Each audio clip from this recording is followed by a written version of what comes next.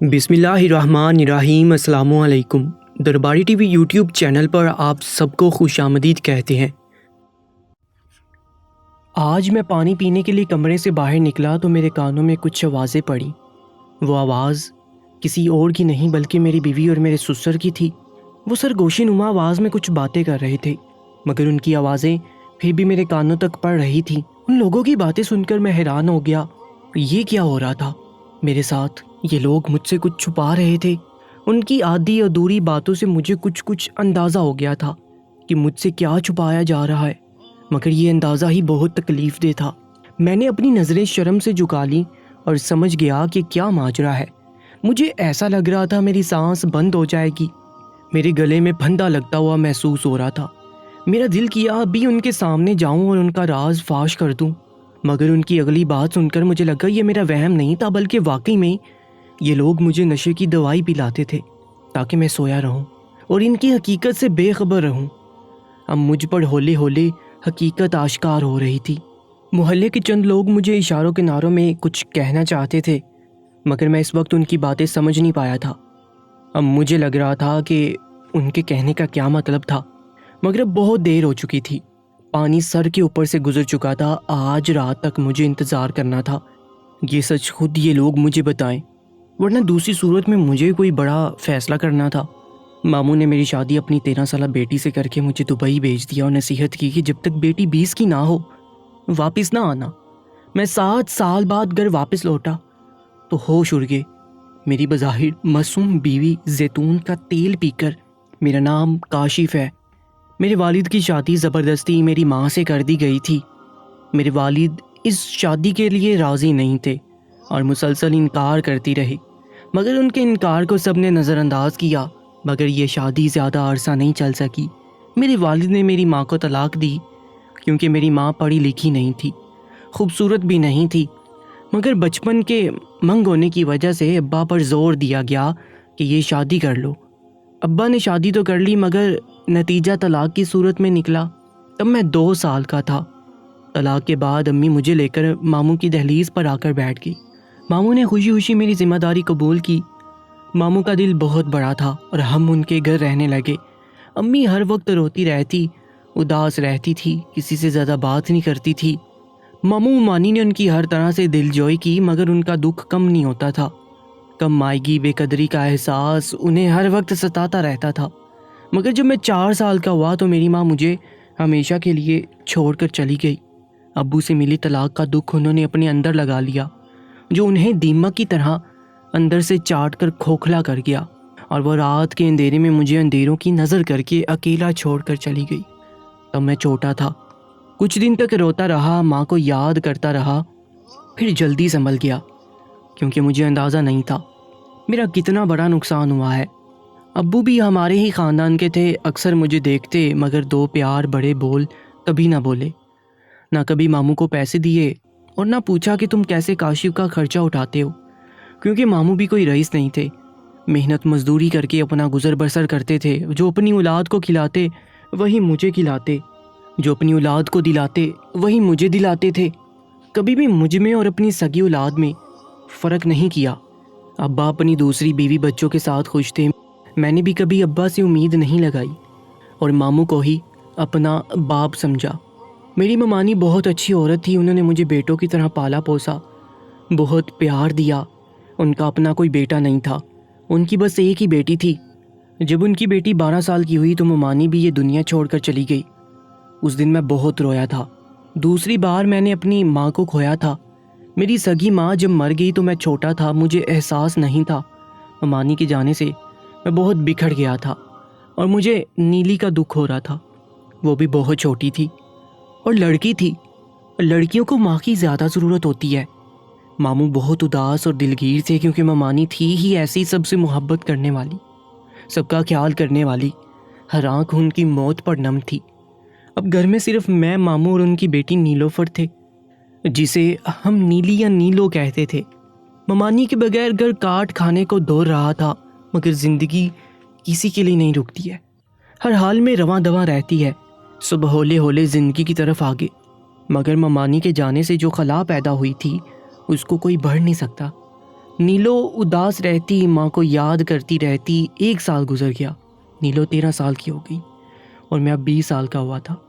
اب لوگ طرح طرح کی باتیں کر کے ماموں کو پریشان کرتے تھے کہ جوان لڑکا ہے، اس کے ساتھ بیٹی کو اکیلا مت چھوڑنا۔ ماموں پریشان ہو جاتے، میری طرف دیکھتے، میں شرمندہ ہو جاتا۔ میری نظر میں نیلو ایک بچی تھی اور میں اتنا بغیرت نہیں تھا کہ جس تھالی میں کھاتا اس میں چھید کرتا۔ اب میں سارا دن گھر کے باہر بیٹھا رہتا، جب ماموں کام پر جاتے تو پیچھے انہیں نیلی کی پریشانی ہوتی۔ مجھے نیلی کے ساتھ اکیلا چھوڑ نہیں سکتے تھے۔ نیلی اکیلی گھر میں ہوتی تب بھی ماموں کو نیلی کی فکر رہتی، اس لیے میں زیادہ تر گھر سے باہر رہتا۔ جب ماموں گھر آ جاتے تب میں بھی گھر واپس آتا تھا۔ ماموں اس بات سے مطمئن ہو گئے۔ سب نے ماموں کو کہا کہ دوسری شادی کر لو، مگر ماموں دوسری شادی کے حق میں نہیں تھے۔ ان کو یہ ڈر تھا کہ جانے کیسی عورت آئے، نیلی اور کاشف کے ساتھ جانے کیسا سلوک کرے۔ اس ڈر سے انہوں نے شادی نہیں کی۔ مجھے ماموں کی اس قربانی کا احساس تھا، میرے دل میں ان کی عزت اور بڑھ گئی تھی۔ ماموں جیسا عظیم انسان میں نے اپنی زندگی میں نہیں دیکھا تھا۔ وہ فرشتہ صفت انسان تھے، 5 وقت نماز کے پابند، تہجد گزار، مگر ماموں اب ہر وقت کسی گہری سوچ میں ڈوبے رہتے۔ دل کرتا تھا ان کی ساری پریشانیاں دور کر دوں، مگر میرے بس میں کچھ نہیں تھا۔ مجھے ان کا دکھ ہوتا، مگر میں کر بھی کیا سکتا تھا۔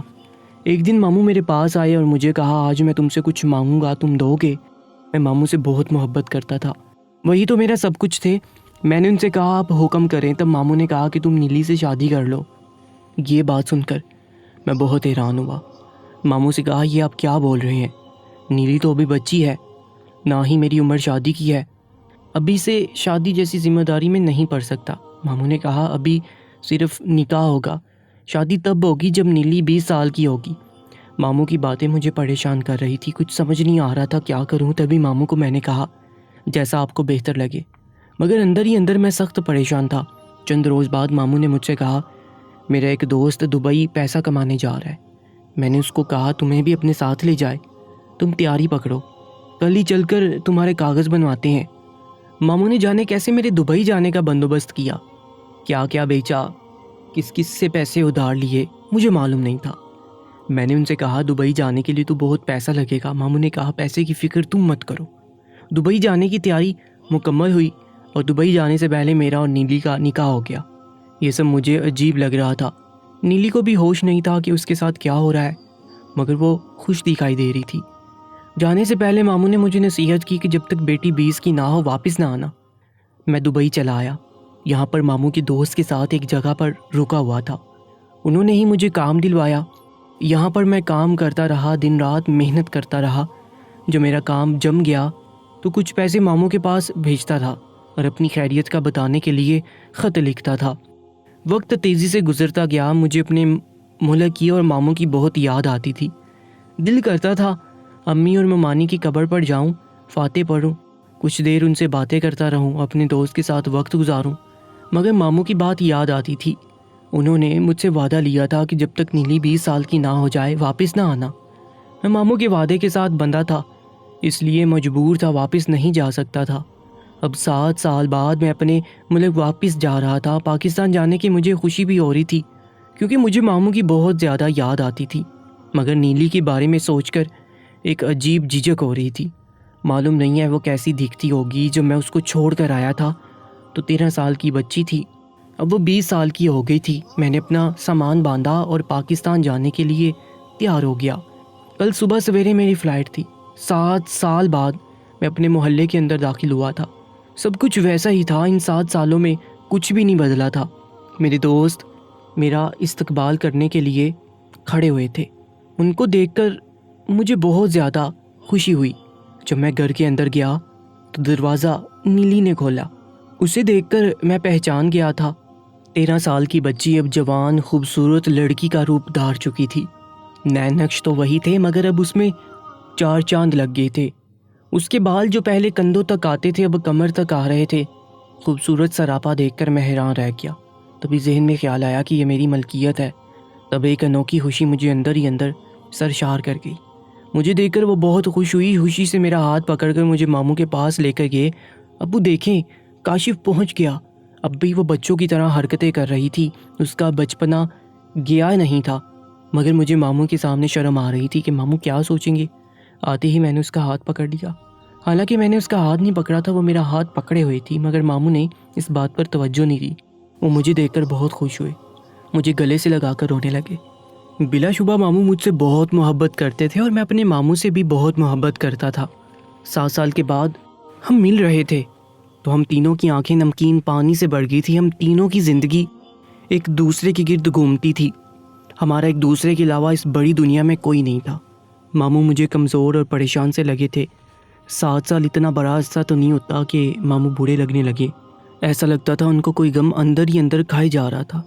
اکثر ایسی کہانیاں سننے کو ملتی ہیں جہاں پر ماموں ممانی یتیم بچوں پر ظلم ڈھاتے ہیں، مگر اسے میری خوش نصیبی سمجھ لیں کہ میرے ماموں اور ممانی بہت اچھے تھے اور دونوں نے مجھے اپنی سگی اولاد کی طرح پیار کیا۔ ماموں اور نیلی سے مل کر میں قبرستان گیا، امی اور ممانی کی قبر پر فاتح پڑھی تو پرانی یادیں ذہن میں تازہ ہو گئیں۔ جب میں قبرستان سے گھر کی طرف جا رہا تھا تو راستے میں مجھے میرے ابا ملے۔ مجھے شدید حیرت ہوئی، انہوں نے مجھے پہچان لیا تھا۔ حالانکہ 7 سال کوئی اتنا بڑا عرصہ نہیں ہوتا، مگر پھر بھی مجھے لگ رہا تھا ابا کو میں یاد نہیں ہوں۔ ابا نے بڑے غور سے مجھے سر تا پیر دیکھا اور میرا حال احوال پوچھا اور کہا کہ بہت خوبرو جوان ہو گئے ہو۔ وہ پہلی بار مجھ سے اتنی بات کر رہے تھے اور مجھ سے متاثر لگ رہے تھے۔ میں بھی تمیز سے ان کی باتوں کا جواب دے رہا تھا، کیونکہ ابا کی جگہ یہاں پر کوئی بھی ہوتا تو میں ایسے ہی خوش اخلاقی سے ان کے ساتھ پیش آتا۔ انہیں اللہ حافظ کہہ کر میں اپنے دوستوں کے پاس چلا گیا۔ دوستوں کے ساتھ دیر تک باتیں کرتا رہا اور جب گھر آیا تو نیلی میرا انتظار کر رہی تھی۔ وہ میرے قریب ہو کر بیٹھی تھی، بات بات پر میرا ہاتھ پکڑ لیتی۔ مجھے شرم آتی تھی، حالانکہ وہ میری بیوی تھی، ہمارا نکاح ہو چکا تھا۔ نیلی نے میرے لیے چائے بنائی، چائے پی کر میں چارپائی پر لیٹ گیا۔ میں یوں ہی لیٹ گیا تھا، میرا سونے کا ارادہ نہیں تھا، مگر نہ جانے کیوں اچانک سے میرا سر چکرانے لگا، کیونکہ سفر کی تھکاوٹ کی وجہ سے جسم اکڑ رہا تھا۔ ابھی وہاں لیٹے چند سیکنڈ گزرے تھے کہ مجھے لگا جیسے مجھ پر کسی نے کچھ کر دیا ہو۔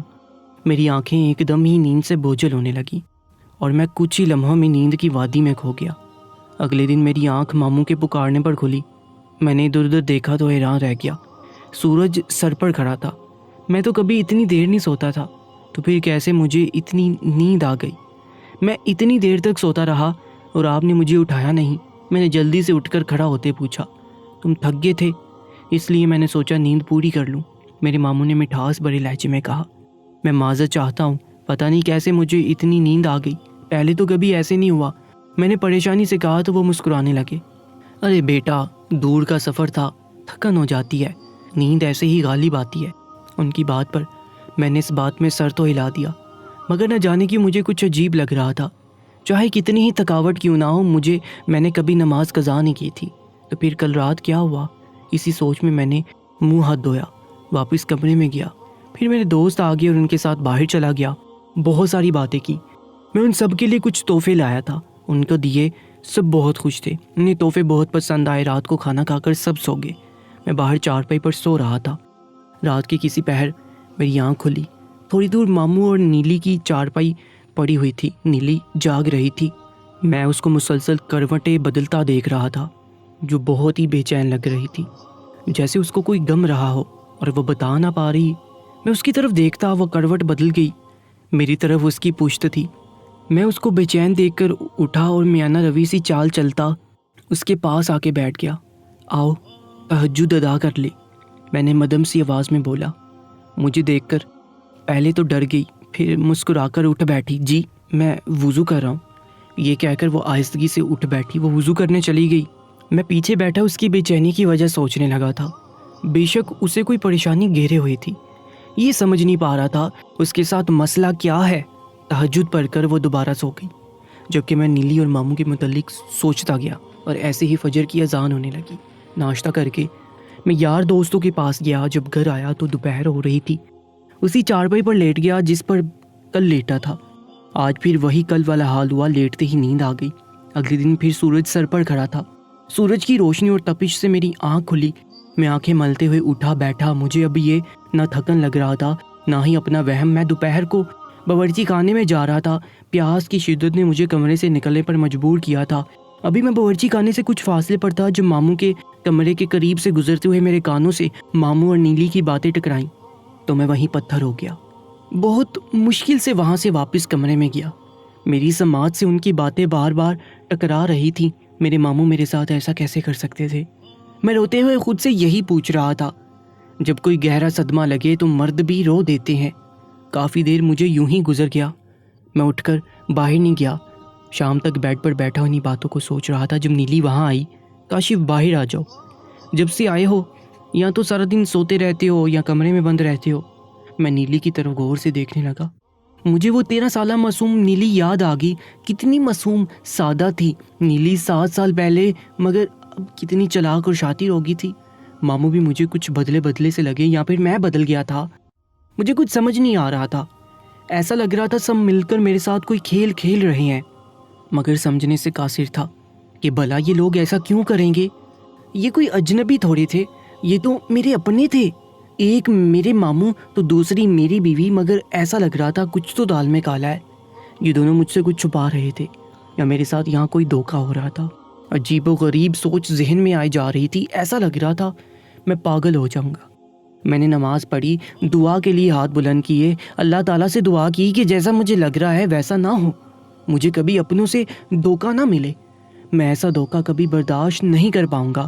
کبھی کبھی ایسا بھی تو ہوتا ہے، کانوں سنا آنکھوں دیکھا بھی جھوٹ نکلتا ہے۔ اللہ کرے یہ ایک جھوٹ ہو۔ باہر آیا، ماموں سو رہے تھے، اس لیے میں نے نیلی کو جا پکڑا۔ نیلی اس وقت چھت پر ہوتی تھی۔ نیلی ایک کونے میں بیٹھ کر رو رہی تھی۔ اسے روتا دیکھ میں پریشان ہو گیا اور نیلی سے پوچھا رو کیوں رہی ہو؟ تو نیلی چپ ہو گئی اور مجھے وہاں سے جانے کا کہا، مگر میں نہیں گیا اور اسے بہت اصرار کیا کہ بتاؤ کیا پریشانی تمہیں گھیرے ہوئی ہے۔ جب سے آیا ہوں کسی گڑبڑ کا احساس ہوتا ہے، ایسا لگتا ہے تم اور ماموں مجھ سے کچھ چھپا رہے ہو۔ آخر کیا بات ہے؟ میں بھی اس گھر کا فرد ہوں، تمہارا شوہر ہوں اور ماموں کا بانجا بھی ہوں اور داماد بھی۔ اسی ناطے سے تو میں ان کا بیٹا ہوا۔ ماموں تو مجھ سے کوئی بات نہیں چھپاتے تھے، اب ان 7 سالوں میں ایسا کیا ہو گیا کہ وہ مجھ سے باتیں چھپانے لگے تھے؟ ماموں بھی ہر وقت کسی گہری سوچ میں گم رہتے۔ میں نے نیلی کو اتنا مجبور کیا کہ وہ مجھے بتانے پر مجبور ہوگی۔ نیلی نے بتایا کہ کالج کے باہر 4 جوان مرد مجھے بہت پریشان کرتے تھے۔ کالج سے واپسی پر وہ میرا پیچھا کرتے تھے اور گھر تک آتے تھے۔ میں ان سے بہت پریشان رہنے لگی تھی۔ ابا کو بھی کچھ بول نہیں سکتی تھی، ابا بیمار اور بوڑھے لگنے لگے تھے۔ ابا مجھے ہر روز زیتون کا تیل پلاتے تھے، بولتے تھے اس سے تمہیں طاقت ملے گی، کیونکہ میں کھانا کھانے کے معاملے میں اپنے والدین کو بہت تنگ کرتی تھی۔ اب بڑی ہوئی بھی تو ابا میرے پیچھے کھانا لا کر بیٹھ جاتے اور اپنے ہاتھ سے نوالے کھلاتے اور اصرار کر کے زیتون کا تیل پلاتے، مگر یہ پی کر مجھے اپنے اندر کافی تبدیلی محسوس ہونے لگی تھی۔ اس تیل کو پینے کے بعد واقعی مجھ میں توانائی آ گئی تھی۔ ایک روز وہ 4 جوان مرد میرے گھر تک آ گئے۔ انہوں نے ابا کو گھر سے باہر جاتے ہوئے دیکھا تھا اور اب گھر کے اندر گھس آئے۔ ابا بھی گھر پر نہیں تھا۔ میں بہت پریشان ہو گئی۔ ان لوگوں نے میری عزت پر ہاتھ ڈالنا چاہا، مجھے شدید غصہ آ گیا۔ میں نے انہیں روکنے کی بہت کوشش کی، مگر وہ میرا دوپٹہ کھینچ کر نیچے پھینک چکے تھے اور حملے کے دوران میرے کپڑے کہیں کہیں سے پھٹ گئے۔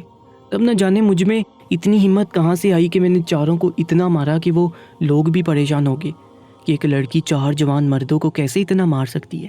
میں چیختی چلاتی رہی، ان کو مارتی رہی۔ میرے ہاتھ میں لوہے کا ڈنڈا تھا جس کی وار سے وہ لہو لہان ہو گئے تھے۔ وہ لوگ خاص باختہ ہو گئے اور ڈر کے مارے بھاگ۔